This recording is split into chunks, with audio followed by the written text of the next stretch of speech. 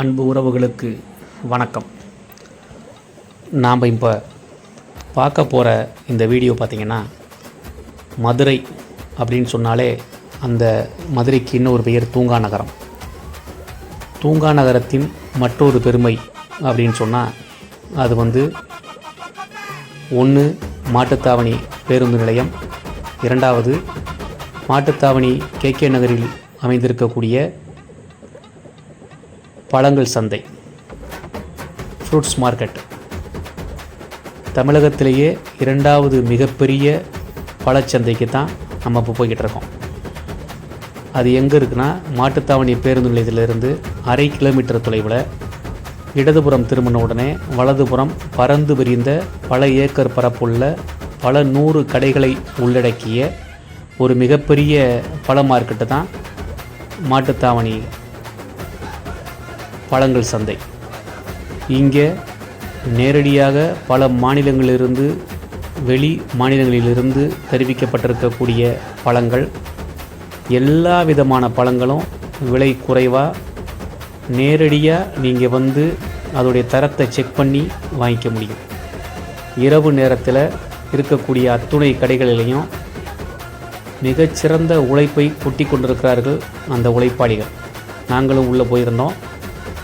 அங்கே உள்ள என்ட்ரான உடனேயே எங்களை வரவேற்றது மாம்பழத்துடைய அருமையான ஒரு வாசம்.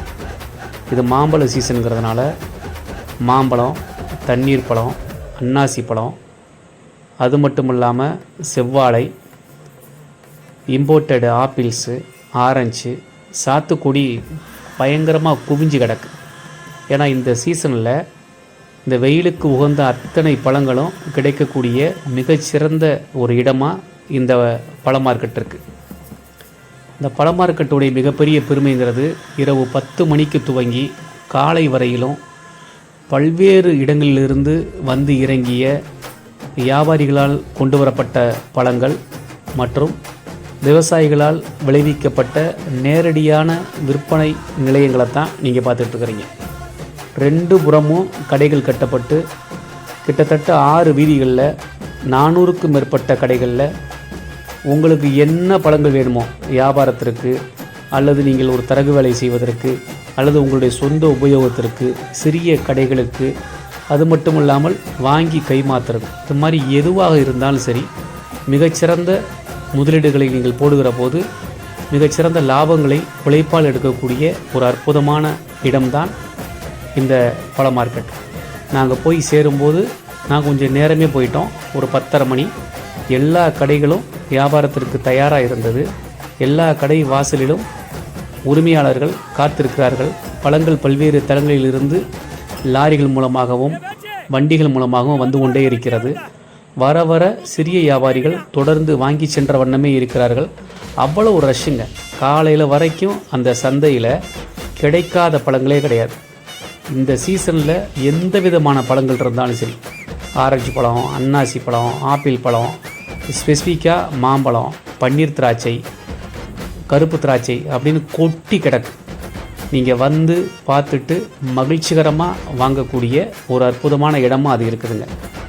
இந்த இடத்த பொறுத்தளவில் இதற்கு அடுத்தபடியாகத்தான் இருக்கக்கூடிய ஒவ்வொரு இடத்துலையும் ஒவ்வொருத்தரும் ஒவ்வொரு விதமான வியாபார யுக்திகளை கையாளுறதை நாங்கள் பார்த்தோம்.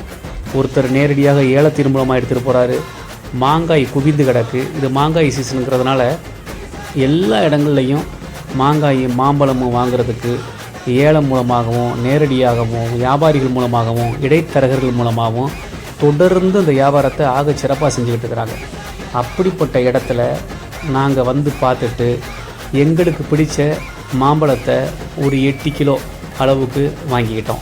திராட்சை ஒரு 2 கிலோ வாங்கினோம். அதுக்கு பிறகு பார்த்தா தண்ணீர் பழம் ஒரு 4 பீஸ் எடுத்து போட்டுக்கிட்டோம். பிற்பாடு செவ்வாழையில் ஒரு சீப்பு எடுத்துக்கிட்டாச்சு. இந்த ஒரு வாரத்துக்கு எங்கள் வீட்டுக்கு தேவையான அத்தனையும் வாங்கிக்கிட்டு வெளியில் கிளம்பும்போது பார்த்தா கிட்டத்தட்ட வெளியில் வர முடியாத அளவுக்கு மிக பிரம்மாண்ட கூட்டத்திற்கு மத்தியில் நாங்கள் மாட்டிக்கிட்டோம்.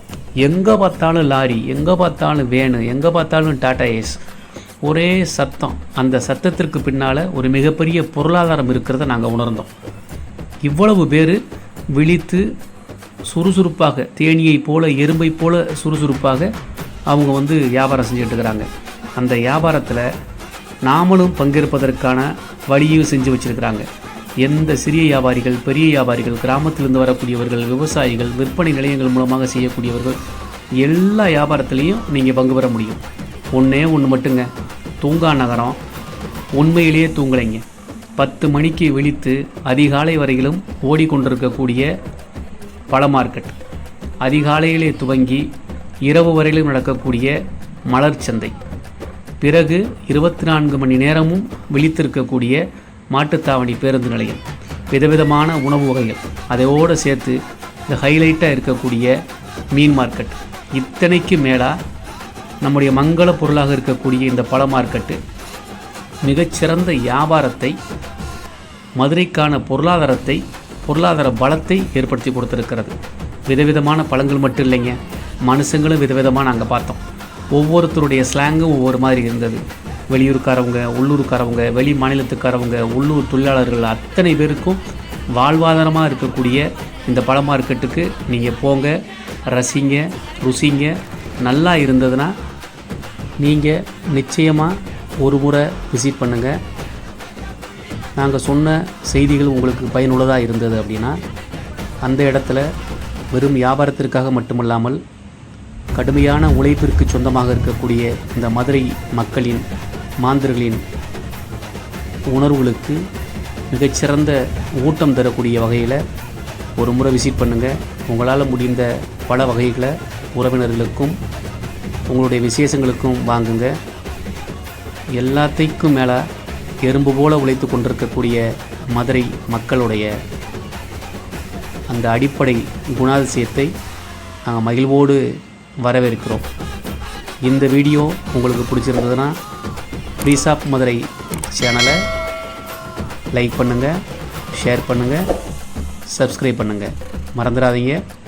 மீண்டும் ஒரு அருமையான வீடியோவில் உங்களை சந்திக்கும் வரையில் உங்களுடன் நான்.